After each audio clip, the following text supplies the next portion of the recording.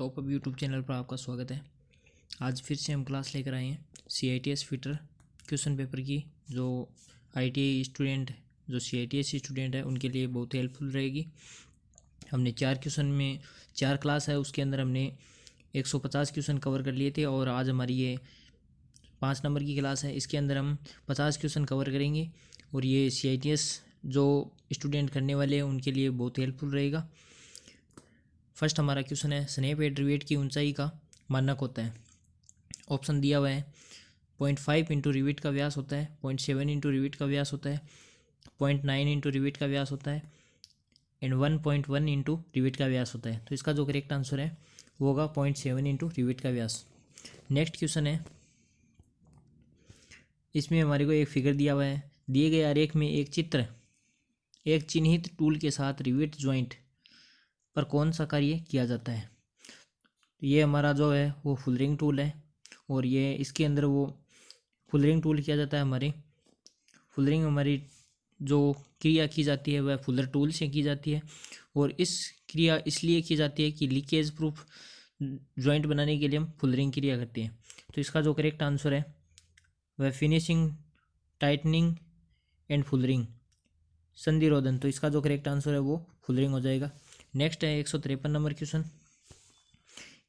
इसमें फिगर दिया हुआ है, नीचे आरेख में किस प्रकार के फाउंडेशन बोल्ट को दिखाया गया है। ऑप्शन है रेक बोल्ट है, लेविस बोल्ट है, स्क्वायर बोल्ट है एंड कवर्ड बोल्ट है। तो इसका जो करेक्ट आंसर है वो होगा रेक बोल्ट। नेक्स्ट क्वेश्चन है 154 नंबर का। इसमें दिया हुआ है, फ्लेंज कपलिंग में फ्लेंजों को खालिस्तान की सहायता से एक साथ बांधते हैं। ऑप्शन है बोल्ट और नट द्वारा, स्टड द्वारा, शिरा रहित, टेपर बोल्ट द्वारा या इनमें से कोई नहीं। तो इसका जो करेक्ट आंसर है वो होगा हमारा फर्स्ट, नट और बोल्ट के द्वारा हम फ्लेंजों को बांधते हैं। ये अलग अलग प्रकार की होती है। नेक्स्ट क्वेश्चन है 155 नंबर। नीचे आरेख में किस प्रकार की कपलिंग दिखाया गया है। ये हमारी यूनिवर्सल कपलिंग है। तो इसका जो करेक्ट आंसर है वो डी हो जाएगा, यूनिवर्सल कपलिंग। नेक्स्ट क्वेश्चन है, रिविट को बीसमम रिविट के रूप में विनिर्दिष्ट किया गया है। इसका अर्थ है शंख का व्यास बीसमम है, हेड का व्यास बीसमम है, हेड और शंख दोनों का व्यास बीसमम है एंड या इनमें से कोई नहीं। तो इसका जो करेक्ट आंसर है वो हम रिवेट को शंख के व्यास द्वारा दर्शाया जाता है। नेक्स्ट क्वेश्चन है 157। नीचे आरेख में स्लिप गेज से क्या काम हो रहा है। ये हमारा स्लिप गेज है। स्लिप गेज के जो पीस होते हैं वो 112 पीस होते हैं एक सेट के अंदर और इसके अंदर हमारा जो किया हुआ है ऑप्शन में समायोजन है, योजन है, संयोजन है एंड रिंगिंग एंटना है। तो इसका जो करेक्ट आंसर है वो रिंगिंग होगा। नेक्स्ट क्वेश्चन है, नापने वाले डिवाइस द्वारा मात्रा में छोटे अंतर का पता लगाने की योग्यता को कहते हैं। The ability by which a measuring device can direct small difference the quality being measured by it is called its. Option है डैम्पिंग होता है, एक्यूरेंसी होता है, संकल्प होता है एंड सेंसिटिविटी होती है। तो इसका जो करेक्ट आंसर है वह होगा हमारा सेंसिटिविटी होता है। नेक्स्ट क्वेश्चन है, यदि मृदु इस्पात की लेपिंग करना हो तो कौन सा अपघर्षक प्रयोग किया जाता है। ऑप्शन है एल्यूमिनियम ऑक्साइड का, सिलिकॉन कार्बाइड का, डायमंड का एंड बोरोन कार्बाइड का। तो इसका जो करेक्ट आंसर है वो होगा एल्यूमिनियम ऑक्साइड का। एल्यूमिनियम ऑक्साइड का प्रयोग हम करते हैं हाई टेंसाइल स्ट्रेंथ के लिए एंड लो टेंसाइल स्ट्रेंथ के लिए हम प्रयोग करते हैं वो बोरोन कार्बाइड का प्रयोग करते हैं। बोरोन नहीं, सिलिकॉन कार्बाइड का प्रयोग करते हैं एंड बोरोन कार्बाइड का प्रयोग हम करते हैं डाई व गेजों की लेपिंग के लिए हम बोरोन कार्बाइड का प्रयोग करते हैं। नेक्स्ट क्वेश्चन है, इसमें दिया हुआ है, नीचे ग्राइंडिंग व्हील का मॉडल दिया गया है, ए और बी को पहचानें। ऑप्शन है, फर्स्ट ऑप्शन है ए में बंधन और बी में संरंध्रता है, ए में बंधन है और बी में स्थान है, स्पेस है, ए में संयोजन है और बी में अंतराल है, ए में संरचना है, स्ट्रक्चर है एंड बी में संरंध्रता है, पोरोसिटी है। तो इसका जो करेक्ट आंसर है वह होगा फर्स्ट ऑप्शन हमारा, ए में बंधन है और बी में संरंध्रता है। नेक्स्ट क्वेश्चन है, घूर्णन का रेखीय चाल में बदलने के लिए किस प्रकार का गियर प्रयोग होता है? ऑप्शन है रेक और पिनियन का होता है, यानी रोटरी मोशन को रेखीय मोशन में बदलने के लिए रेक एंड पिनियन का होता है, बेवल गियर का होता है, स्पर गियर का होता है, या इनमें से कोई नहीं होता है। तो इसका जो करेक्ट आंसर है रेक, रोटरी मोशन को हम रेखीय मोशन में बदलने के लिए रेक एंड पिनियन का प्रयोग करते हैं।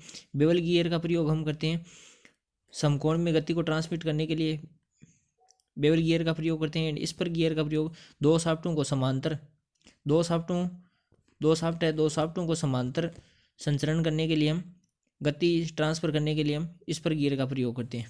नेक्स्ट क्वेश्चन है, इसमें दिया हुआ है नीचे दिए गए बेल्ट ड्राइव में ए पुल्ली को क्या कहते हैं? ये हमारी ए पुल्ली है, तो ये हमारी जोकी पुल्ली या आइडलर पुल्ली कहलाती है। ऑप्शन हमारा इसका जो करेक्ट आंसर है वो डी होगा। नेक्स्ट क्वेश्चन है 163, इसमें दिया हुआ है विभिन्न प्रकार के बोल्ट का प्रयोग होता है, इसमें से कौन सा बोल्ट नहीं है? ऑप्शन है फ्लैट बोल्ट है, वी बेल्ट है, बोल्ट नहीं है दोस्तों, ये बेल्ट है, सॉरी टूथ बेल्ट है, या इनमें से कोई नहीं? तो ये हमारे सभी बेल्ट होते हैं, तो इसका जो करेक्ट आंसर है वो होगा डी, इनमें से कोई नहीं है, क्योंकि ये सभी हमारे बोल्ट के अंतर्गत आता है। और हमारे को पूछा है कि इनमें से कौन सा बेल्ट का प्रकार नहीं है। नेक्स्ट क्वेश्चन है, इसमें दिया हुआ है नीचे दिए गए गियर का आरेख में ए को क्या कहते हैं?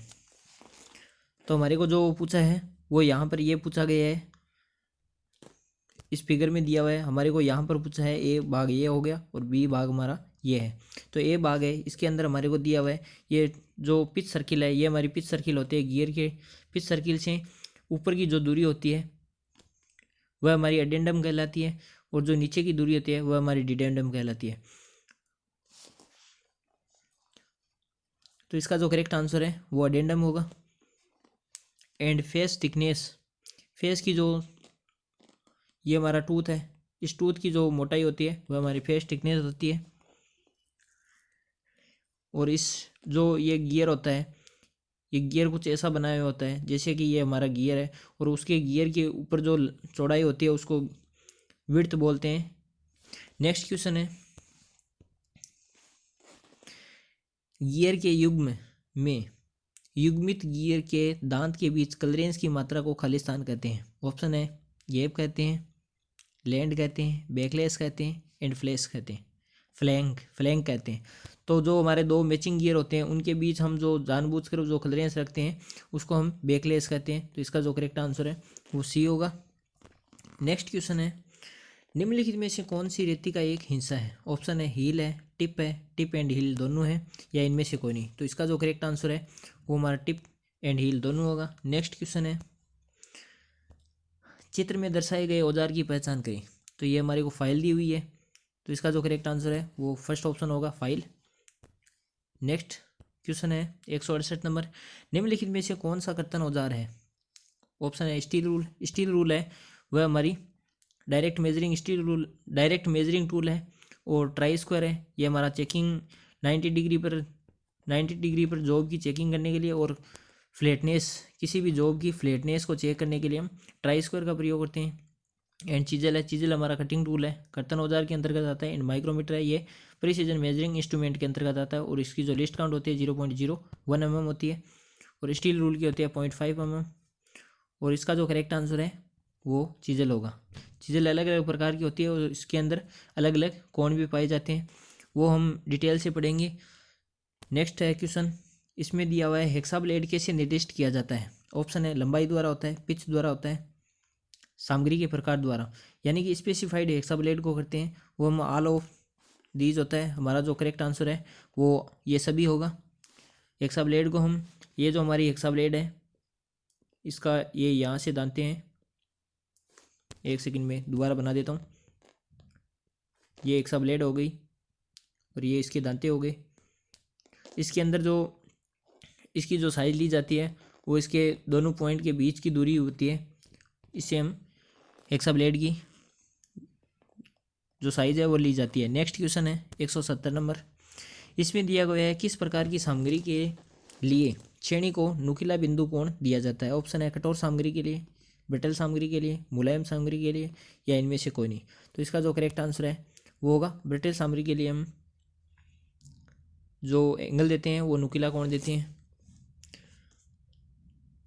सॉरी दोस्तों, इसके अंदर कुछ मिस्टेक है, क्योंकि हमारा ये ब्रिटल सामग्री के लिए नहीं होता है। इसका जो करेक्ट आंसर है वो होगा सॉफ्ट मटेरियल के लिए हम जो एंगल रखते हैं वो हमारा पॉइंट एंगल कम रखते हैं, एंड हार्ड मटेरियल के लिए जो पॉइंट एंगल रखते हैं वो ज़्यादा रखते हैं। ये हमारी जो चीज़ होती है उसके अंदर point angle, rake angle and clearance angle, ये हमारे जो होते हैं वो inclination angle and point angle के आधार पर बढ़ते एंड घटते रहते हैं। नेक्स्ट क्वेश्चन है 171 नंबर। इसमें क्या दिया हुआ है, इसमें पूछा है क्वेश्चन में मृदु इस्पात की छेनी के कटिंग एंगल का मान क्या होता है। माइल्ड स्टील के लिए होता है, ऑप्शन में दिया हुआ है 30 डिग्री होता है, 45 डिग्री होता है, 55 डिग्री होता है, 22 डिग्री होता है। तो इसका जो करेक्ट आंसर है वो 55 डिग्री होता है। तो हमारा जो चीजल है, चीजल के जो एंगल होते हैं, एक होता है हमारा पॉइंट एंगल एंगल एंड होता है इंक्लिनेशन एंगल होता है। उसके बारे में मैं बता देता हूँ। हाई स्पीड स्टील के लिए होता है, हाई कार्बन स्टील के लिए होता है, वह हमारा पॉइंट एंगल होता है वो 65 डिग्री होता है, एंड जो इंक्लिनेशन वाला एंगल होता है वो 29.5 डिग्री होता है। उसके बाद आता है कास्ट आयरन के लिए होता है वो 60 डिग्री होता है, और जो इंक्लिनेशन एंगल होता है वो 37 डिग्री होता है। उसके बाद आता है माइल्ड स्टील के लिए जो होता है, माइल्ड स्टील के लिए वो 55 डिग्री होता है, और इसका जो झुकाव कोण होता है वो होता है 34.5 डिग्री होता है। उसके बाद आता है हमारा पित्तल के लिए जो पॉइंट एंगल होता है वो होता है 50 डिग्री, एंड जो झुकाव कोण होता है इंक्लिनेशन एंगल वो होता है 32 डिग्री। उसके बाद आता है कॉपर, आगे लिख देता हूँ मैं इसको साफ करके। उसके बाद कॉपर आता है, कॉपर के लिए जो पॉइंट एंगल होता है वह होता है 45 डिग्री, और जो झुकाव कोण होता है वो 29.5 डिग्री होता है। एंड उसके बाद लास्ट में आता है वो आता है एल्यूमिनियम आता है। एल्यूमिनियम के लिए हम पॉइंट एंगल रखते हैं वो 30 से 35 डिग्री, कहीं 30 दिया होता है और कहीं 35 डिग्री दिया होता है, और इसका जो इंक्लिनेशन एंगल होता है वो 22 डिग्री होता है। नेक्स्ट क्वेश्चन में हमारे को पूछा है चित्र में दर्शाई गई ड्रिलिंग मशीन की पहचान करें। ड्रिलिंग मशीन हमारे को ये दी हुई है, ये हमारी पिलर ड्रिलिंग मशीन है।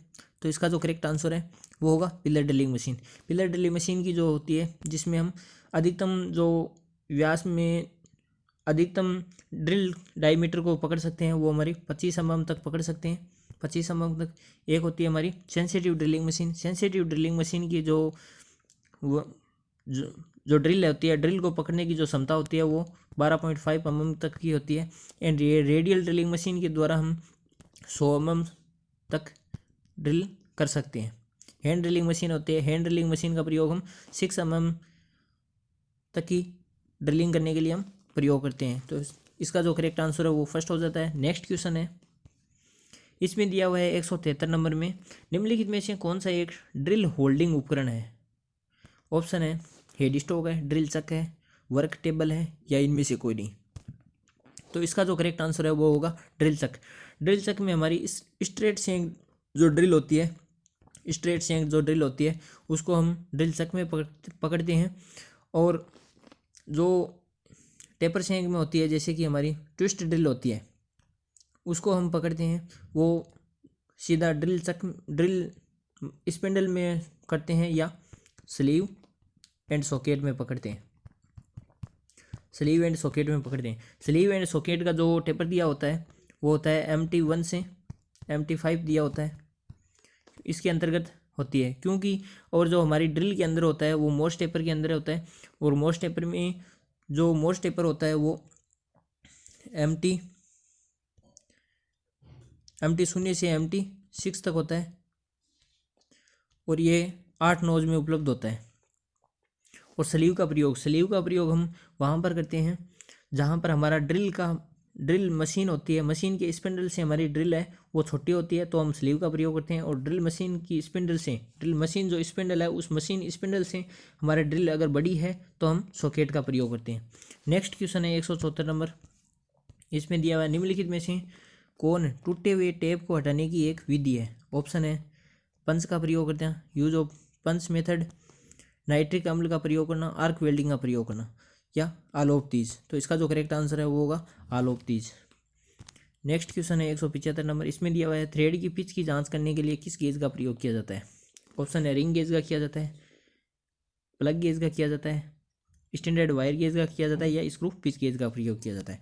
तो इसका जो करेक्ट आंसर है वो होगा screw pitch gauge. Screw pitch gauge है उसकी जो रेंज होती है वो होती है 0.35 से 5 mm तक ये करता है, और इसके अंदर एक हिस्से में होती है वो ब्रिटिश थ्रेड होती है, एक साइड दोनों तरफ थ्रेड जो होती है वो इसके अंदर ब्लेडें बनी होती है, और ब्लेडें होती है वो स्टेनलेस स्टील की होती है, यानी हार्ड मटेरियल की बनाई जाती है, और इसको हार्ड किया जाता है इन ब्लेडों को। इन ब्लेडों के ऊपर जो थ्रेड की लंबाई होती है, तो ब्लेड है, ये ब्लेड है, मान लीजिए ये ब्लेड है, इसके ऊपर जो थ्रेड कटी होती है वह हमारी 25 से 30 mm तक की थ्रेड कटी होती है।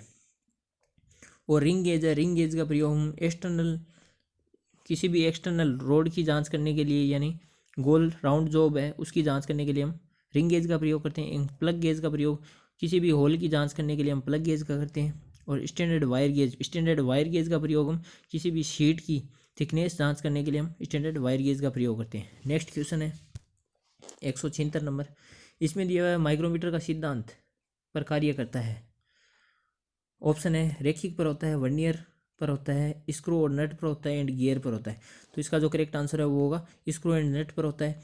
और जो हमारा वर्नियर कैलिपर होता है वह वर्नियर कैलिपर एंड माइक्रोमीटर होता है। माइक्रोमीटर यह दो स्केलों के मध्य, एक मेन स्केल एंड एक वर्नियर स्केल है, इन दोनों स्केलों के मध्य दो स्केल के सिद्धांत पर कार्य करता है। नेक्स्ट क्वेश्चन है 177 नंबर। इसमें दिया हुआ है निम्नलिखित में से कौन सा गाढ़दार ढलवा लोहा का दूसरा नाम है। फर्स्ट ऑप्शन है डक्टाइल तन्य ढलवा हुआ है, दूसरी यानी ग्रे कास्ट आयरन है, एंड वाइट कास्ट आयरन है, या येलो कास्ट आयरन। तो इसका जो करेक्ट आंसर है वो हमारा फर्स्ट होगा डक्टाइल कास्ट आयरन। और जो ग्रे कास्ट आयरन है उसका प्रयोग हम आसानी से मशीनिंग के लिए, किसी भी मशीनिंग क्रिया में, यानी कि किसी भी मशीन के पार्ट बनाने में हम ग्रे कास्ट आयरन का प्रयोग करते हैं, और ये झटके झेलने में बहुत ही सही है, क्योंकि इससे ये मशीनों में झटका झेलता है, जिससे कि हमारे मशीन के पार्ट है वो सही रहते हैं, और मशीन के पार्ट इसी से बनाए जाते हैं। नेक्स्ट क्वेश्चन है इसमें दिया हुआ है 178 नंबर क्वेश्चन में निम्नलिखित में से किस कार्बन में कार्बन का सबसे कम प्रतिशत होता है। ऑप्शन है उच्च कार्बन इस्पात में होता है, मृदु इस्पात में होता है, मध्यम कार्बन इस्पात में होता है, या हाई स्पीड स्टील में होता है। तो इसका जो करेक्ट आंसर है वह हमारा सबसे कम जो होता है वो होता है माइल्ड स्टील में। एक होता है डेड माइल्ड स्टील होता है। डेड माइल्ड स्टील में जो कार्बन की प्रतिशत मात्रा है वो होती है 0.008% से 0.015% तक होती है। उसके बाद आता है माइल्ड स्टील। माइल्ड स्टील में होती है वो होती है 0.15 से 0.3 mm तक, 3% तक होती है, सॉरी दोस्तों। उसके बाद आता है माइल्ड स्टील के बाद आता है मध्यम carbon steel. Medium carbon steel है। मीडियम कार्बन स्टील में 0.3% से 5%, 0.5%, या इससे भी अधिक यानी 0.7% के बीच में ये मीडियम कार्बन स्टील के बीच आता है। और उसके बाद आता है high carbon steel. High carbon steel में जो होता है वह होता है 0.5 से 1.6% या 7% तक कार्बन प्रतिशत मात्रा पाई जाती है। नेक्स्ट क्वेश्चन है 179 का है। नॉर्मलाइजिंग में शीतलन निम्न में से किस माध्यम से किया जाता है। ऑप्शन है नॉर्मलाइजिंग में तेल द्वारा होता है, जल द्वारा होता है, एयर द्वारा होता है, ब्राइन सॉल्यूशन द्वारा होता है। तो जो हम नॉर्मलाइजिंग करते हैं उसको हम कमरे के टेम्परेचर पर ही रखते हैं, और उस नॉर्मलाइजिंग करने के बाद हम कमरे के टेम्परेचर पर उस जॉब को, जो पार्ट है नॉर्मलाइजिंग किया हुआ है, उसको छोड़ देते हैं। फिर तो वो हमारा किया जाता है वो वायु में किया जाता है। इसका जो करेक्ट आंसर है वायु होगा। एंड ब्राइन सॉल्यूशन में हम जब हमें तुरंतली ब्राइन सॉल्यूशन में गर्म करके अपन किसी भी जॉब को अपर क्रिटिकल कार्बन प्रतिशत मात्रा के अनुसार हार्डनेस बढ़ाने के लिए अपर क्रिटिकल टेम्परेचर से ऊपर गर्म करके 30 से 50 डिग्री सेंटीग्रेड गर्म करके उसको जब ब्राइन सॉल्यूशन में डाला जाता है तो वो क्विकली उसमें हार्डनेस आ जाता है, और हार्डनेस के साथ ब्रिटलनेस भी आता है। और ब्रिटलनेस को कम करने के लिए हम जो क्रिया करते हैं वो हम टेम्परिंग करते हैं। और टेम्परिंग जो की जाती है, टेम्परिंग हमारी वो लोअर क्रिटिकल टेम्परेचर होता है वो 729 डिग्री सेंटीग्रेड होता है, और लोअर क्रिटिकल टेम्परेचर से 30 से 50 डिग्री सेंटीग्रेड है, वो हम नीचे रखते हैं इसका तापमान और टेम्परिंग करते हैं, जिससे कि हमारी ब्रिटलनेस है उसको डिक्रीज़ किया जाए एंड टफनेस को है वो इंक्रीज़ किया जाए। नेक्स्ट क्वेश्चन है 180 नंबर का। इसमें क्वेश्चन में पूछा है हमारे को कर्तन क्षमता बढ़ाने के लिए स्टील पर कौन सा उष्मा उपचार किया जाता है। तो कटिंग क्षमता बढ़ाने के लिए हम ब्राइन सॉल्यूशन में उसको अपर क्रिटिकल टेम्परेचर से गर्म करेंगे और उसको ब्राइन सॉल्यूशन में कर देंगे तो वह हमारा हार्ड हो जाएगा। तो हमारा जो करेक्ट आंसर है वो होगा हार्डनिंग। एनीलिंग में हम मटेरियल को सॉफ्ट बनाने के लिए हम एनीलिंग करते हैं, और टेम्परिंग में हम उसकी ब्रिटलनेस को कम करने तथा टफनेस को इंक्रीज़ करने के लिए हम टेम्परिंग का प्रयोग करते हैं। नेक्स्ट इसमें नॉर्मलाइजिंग है। नॉर्मलाइजिंग में हम पदार्थ को नॉर्मल यानी कि मशीनिंग प्रक्रिया करने के लिए हम उसको नॉर्मल है उसके में जो भी स्ट्रेस विकृति आई हुई है उसको वापस दूर करने के लिए हम नॉर्मलाइजिंग करते हैं। 181 नंबर क्वेश्चन है आकृति में दर्शाए गए फोर्जिंग उपकरण की पहचान करें। ये हमारे को फिगर दिया हुआ है, तो ये हमारा फिगर है वो है फ्लेटर का, तो ये इसका जो करेक्ट आंसर है वो होगा फ्लेटर। नेक्स्ट क्वेश्चन है इसमें दिया है नर्लिंग सामान्यतः खालिस्तान स्पिंडल गति पर की जाती है। ऑप्शन है बहुत धीमी गति पर होती है, अधिक गति पर होती है, धीमी गति पर होती है, शून्य गति पर होती है। तो इसका जो करेक्ट आंसर है वो होगा धीमी गति पर होती है। नर्लिंग होती है हमारी वो ड्रिलिंग या मशीनिंग है, ड्रिलिंग या मशीनिंग की जो कटिंग स्पीड होती है उसकी 1/3 होती है। नेक्स्ट क्वेश्चन है 183 नंबर। इसमें दिया गया है फोर्जिंग प्रचलन का नाम बताइए जिसके द्वारा स्टॉक के टुकड़े का अनुप्रस्थ काट बढ़ जाता है और उसके टुकड़े की लंबाई कम हो जाती है।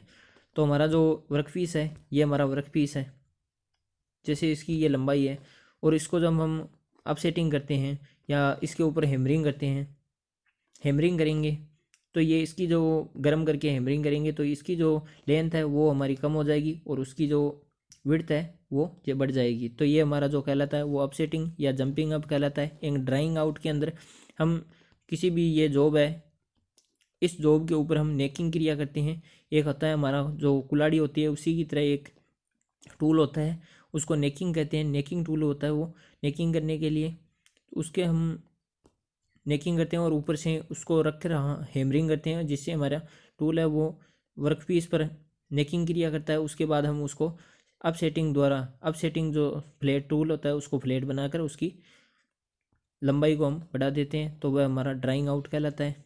बेंडिंग है जो हमारा नॉर्मली जो हम करते हैं किसी भी जो मटेरियल है छड़ है उसको बेंड करने को हम बेंडिंग कहते हैं। नेक्स्ट क्वेश्चन है 184 नंबर। इसमें दिया गया है क्वेश्चन में है टिग वेल्डिंग टॉर्च का कौन सा भाग इलेक्ट्रोड धारण करता है। ऑप्शन है नोजल करता है, कोलेट करता है, बैक कैप करता है, लीड करता है। तो इसका जो करेक्ट आंसर है वो होगा कोलेट। नेक्स्ट क्वेश्चन है 185 नंबर। इसमें दिया निम्नलिखित में से कौन सा अक्षर मूल छिद्र को इंगित करता है। ऑप्शन है ई है, एफ है, जी है एंड एच है। तो इसका जो करेक्ट आंसर है वो होगा H. Hole basis system and shaft basis system. Hole basis system में जो इंडिकेट करता है वो एच से करते हैं होल बेसिस को, एंड सॉफ्ट बेसिस को करते हैं वो स्मॉल एच से सॉफ्ट के लिए करते हैं। और इसमें जो फंडामेंटल विचलन होते हैं BIS के अनुसार, ब्यूरो ऑफ इंडियन स्टैंडर्ड के अनुसार जो फंडामेंटल विचलन होते हैं वो 25 फंडामेंटल विचलन होते हैं। और इसकी जो टॉलरेंस होती है फंडामेंटल टॉलरेंस वह 18 फंडामेंटल टॉलरेंस होती है। और फंडामेंटल जो विचलन होती है इसको ए से होल के लिए बड़े अक्षर होते हैं ए से ZC तक होता है। इसके अंदर जो नहीं होते हैं उनको मैं आगे जब लिमिट स्पीड्स एंड टॉलरेंस पढ़ाएंगे उसके अंदर मैं डिस्कस कर दूंगा बहुत ही अच्छी तरीके से। और जो टॉलरेंस होती है वो होती है हमारी 18 ग्रेड में IT 01 IT 1 से IT 01 IT 0 और IT 1 से होती है वो IT 16 तक होती है। नेक्स्ट क्वेश्चन है 186 नंबर। इसमें दिया हुआ है एक धनात्मक अलाउंस में हमेशा एक खालिस्तान फिट होता है। तो इसके अंदर जो अलाउंस होता है पॉजिटिव के अंदर हमारा होता है वो फर्स्ट ऑप्शन हमारा क्लियरेंस फिट होता है, एंड जिसके अंदर ऋणात्मक अलाउंस होता है उसके अंदर हमारा इंटरफेरेंस होगा। नेक्स्ट क्वेश्चन है ट्रांजिशन के अंदर ट्रांजिशन फिट के अंतर्गत होता है उसमें कभी क्लियरेंस होता है एंड कभी इंटरफेरेंस होता है। नेक्स्ट क्वेश्चन, इसमें दिया हुआ है 187 में BIS प्रणाली में टॉलरेंस के कितने ग्रेड होते हैं? तो इसका जो करेक्ट आंसर है वो होगा 18 होते हैं। एंड हमारे जो विचलन होते हैं वो 25 होते हैं। और BSW यानी कि ब्रिटिश के अंदर जो होते हैं वो फंडामेंटल विचलन होते हैं वो 21 होते हैं। एंड ग्रेड ऑफ टॉलरेंस होते हैं, ग्रेड ऑफ टॉलरेंस वो होती है 16 ग्रेड ऑफ टॉलरेंस होती है। नेक्स्ट क्वेश्चन है, चित्र में दर्शाए गए गेज की पहचान करें। तो ये हमारा स्नैप गेज दर्शाया हुआ है, तो इसका जो करेक्ट आंसर है वो हमारा फर्स्ट मिल जाता है, स्नैप गेज। नेक्स्ट क्वेश्चन है, इसमें दिया निम्नलिखित कथनों पर विचार करें। फर्स्ट ऑप्शन है, एक निरीक्षण आमतौर पर एक संगठित परीक्षा और औपचारिक मूल्यांकन अभ्यास है। सेकंड दिया हुआ, गुणवत्ता नियंत्रण एक छोटी प्रक्रिया है जिसके द्वारा संस्थाएं उत्पादन में शामिल सभी कारकों की गुणवत्ता की समीक्षा करती है। इसके अंदर हमारे को पूछा है इनमें से कौन सा कथन सही है। तो हमारा जो स्टेटमेंट है वो दोनों इसके अंदर दोनों सही है, फर्स्ट एंड सेकंड। तो इसका जो करेक्ट आंसर वो सी हो जाएगा। नेक्स्ट क्वेश्चन है 190 नंबर, इसमें दिया है निम्नलिखित में से कौन सा एक घर्षणरोधी बियरिंग है? फ्रिक्शन घर्षणरोधी बियरिंग यानी एंटी फ्रिक्शन बियरिंग की पूछा है। हमारे जो बियरिंग होता है वो दो प्रकार का होता है, एक होता है फ्रिक्शन बियरिंग, एक होता है एंटी फ्रिक्शन बियरिंग। तो ये हमारा सॉलिड बियरिंग है, ये फ्रिक्शन बियरिंग के अंतर्गत आता है। थ्रस्ट बियरिंग है, ये भी फ्रिक्शन बियरिंग। बॉल बियरिंग है, इसका जो करेक्ट आंसर है वो होगा हमारा बॉल बियरिंग, वह एंटी फ्रिक्शन बियरिंग के अंतर्गत आता है। रोलर बियरिंग होता है, निडल बियरिंग होता है, अलग अलग प्रकार के होते हैं, एंटी फ्रिक्शन बियरिंग के अंतर्गत आते हैं। नेक्स्ट क्वेश्चन है 191 नंबर, इसमें दिया हुआ है निम्नलिखित में से कौन कन्वेयर का एक प्रकार नहीं है? ऑप्शन है बेल्ट कन्वेयर है, रोलर कन्वेयर है, पैलेट कन्वेयर है, या इनमें से कोई नहीं। तो इसका जो करेक्ट आंसर है वो होगा इनमें से कोई नहीं, क्योंकि ये सभी कन्वेयर के प्रकार हैं। नेक्स्ट क्वेश्चन है, सामान्य उद्देश्य के लिए खुरदरापन मान को खालिस्तान ग्रेड में वर्गीकृत किया जाता है। तो इसका जो करेक्ट आंसर है, हमारे रफनेस को वर्गीकृत करने के लिए हम उसको करते हैं वो 12 में करते हैं, वो होता है हमारा, इसका जो करेक्ट आंसर है वो होगा 12। इसको भी हम डिस्कस करेंगे, बाद में डिस्कस करेंगे दोस्तों। मैं लेकर आऊँगा इसकी जो अलग स्पेशल क्लासें लेके आऊँगा, जो थ्योरी की जो क्लासें हैं वो बहुत ही जल्दी लेके आऊँगा मैं। नेक्स्ट क्वेश्चन है 193, इसमें दिया हुआ निम्नलिखित में से कौन सी एक सतह अनियमितता है? ऑप्शन है खुरदरापन है, रफनेस, वेविनेस है, एंड खुरदरापन एंड तरंगमीयता दोनों है। तो इसका जो करेक्ट आंसर है वह इसके अंदर जो PDF में दिया हुआ है वो तो हमारा ये सी दिया हुआ है, लेकिन इसके अंदर दोस्तों मेरे हिसाब से अनियमितता जो रफनेस सरफेस इरेगुलर होती है उसको हम रफनेस बोलते हैं। तो इसके अंदर मैं जो करेक्ट मानूंगा वो रफनेस करेक्ट मानूंगा। और जो आपको अगर अच्छा लगे तो इसके अंदर, क्योंकि CITS में अगर इंट्रेंस एग्ज़ाम मेन एग्ज़ाम होगा तो उसके अंदर आपको यही करना है, इसका अंदर ये सी करना है, बहुत दोनों करना है, क्योंकि उसके अंदर जो DGT के द्वारा दिया जाएगा वो इसका जो करेक्ट आंसर है वो यही दिया जाएगा। नेक्स्ट क्वेश्चन है 194 नंबर, इसमें दिया हुआ है आमतौर पर प्रेस कार्य में कार्यखंड को कहा जाता है। ऑप्शन है इसमें दिया हुआ है where the work piece usually put in the press work, उसको कहते हैं पंच कहते हैं, रेम कहते हैं, डाई कहते हैं, या इनमें से कोई नहीं। यानी कि जिसके ऊपर वर्क पीस को रखा जाता है उसको कहते हैं, तो वह हमारा डाई होता है। एंड पंच के द्वारा हम ऊपर से पंच को रखकर उसके द्वारा किसी भी होल का निर्माण करने के लिए हम पंच करते हैं, या वाशर काटने के लिए हम पंच और डाई का प्रयोग करते हैं। एक होता है हमारे दो ऑपरेशन होता है, एक पियर्सिंग होता है एंड एक होता है वो होता है ब्लैंकिंग। दो हमारे ऑपरेशन होते हैं और इसके बारे में भी मैं आपको आगे बताऊंगा। नेक्स्ट क्वेश्चन है 195, ब्लैंकिंग संक्रिया में कलरेंस खालिस्तान पर दिया जाता है। ऑप्शन है डाई पर दिया जाता है, पंच पर दिया जाता है, रेम पर दिया जाता है, रेम और डाई दोनों पर दिया जाता है। तो इसका जो करेक्ट आंसर है वो होगा पंच पर। नेक्स्ट क्वेश्चन है, चित्र में दर्शाए गए रिवेट जोड़ को पहचानें। हमारे को ये रिवेटिंग दी गई है, तो इसके अंदर ये हमारी सिंगल रिवेट है और ये लेप जॉइंट है। तो हमारा करेक्ट आंसर है वो होगा हमारा, फर्स्ट में दिया हुआ है एकल स्टेप बट जोड़ है, दोहरा स्टेप बट जॉइंट है, एकल रिवेटेड लेप जॉइंट है, या दोहरा रिवेटेड लेप जॉइंट है। तो इसका जो करेक्ट आंसर है वो हमारा सी होगा। नेक्स्ट क्वेश्चन है 197 नंबर, इसमें दिया हुआ है रिवेटों के बीच की न्यूनतम दूरी रिवेट के व्यास का खालिस्तान होनी चाहिए। हमारी प्लेटों को जोड़ने के लिए एक रिवेट ये हो गई और एक रिवेट हो गई वो ये हो गई, तो इन दोनों के बीच की दूरी होती है वो, ये हमारी सेंटर लाइन है, यहाँ से रफली बना रहा हूँ दोस्तों। तो इसके अंदर जो बीच की दूरी होती है वह हमारी 3D होती है, तो इसका जो करेक्ट आंसर है वो 3 होगा। और जो दो रिवेटों के बीच यानी दो प्लेटों को, ये दो प्लेटें होगी और उनके बीच रिवेटिंग करते हैं, तो जो एज से होती है, ये हमारा एज है, एज से रिवेट के बीच की जो दूरी होती है वह हमारा 2D होता है। नेक्स्ट क्वेश्चन है 198 नंबर, इसमें दिया गया है क्वेश्चन है निम्नलिखित में से किसका उपयोग शक्ति संचारण के लिए किया जाता है। Which of the following can be use power transmission. Option है गियर का करते हैं, क्लच का करते हैं, कपलिंग का करते हैं या ये सभी का करते हैं। तो इसका जो करेक्ट आंसर है वो होगा ऑल ऑफ दीज, हम सभी का प्रयोग शक्ति संचारण के लिए प्रयोग करते हैं। नेक्स्ट क्वेश्चन है निम्नलिखित में से कौन सा अपघर्षक लैपिंग में उपयुक्त होता है। लैपिंग के लिए हम सिलिकॉन कार्बाइड का करते हैं, एल्यूमिनियम ऑक्साइड का करते हैं, डायमंड का करते हैं या ये सभी का करते हैं। तो इसका जो करेक्ट आंसर है हम इन सभी का प्रयोग करते हैं।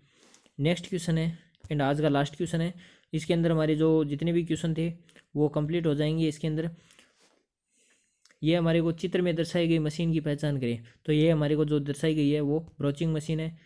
देख लो दोस्तों इसके अंदर ध्यान से, इसके जो पार्ट है एग्जाम में कुछ भी पूछ सकता है, इसके जो पार्ट है और स्क्रीनशॉट भी ले सकते हो इस मशीन का।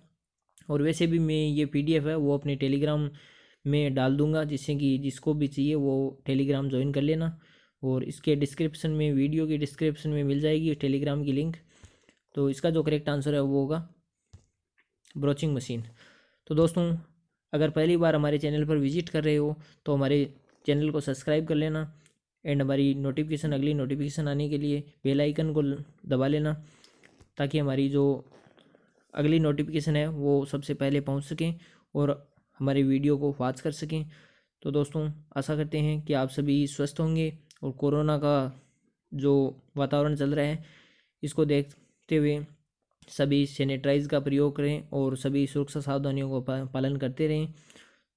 तो हम लेते हैं, बहुत ही जल्दी मिलेंगे नेक्स्ट वीडियो के साथ। Thanks for watching and bye bye.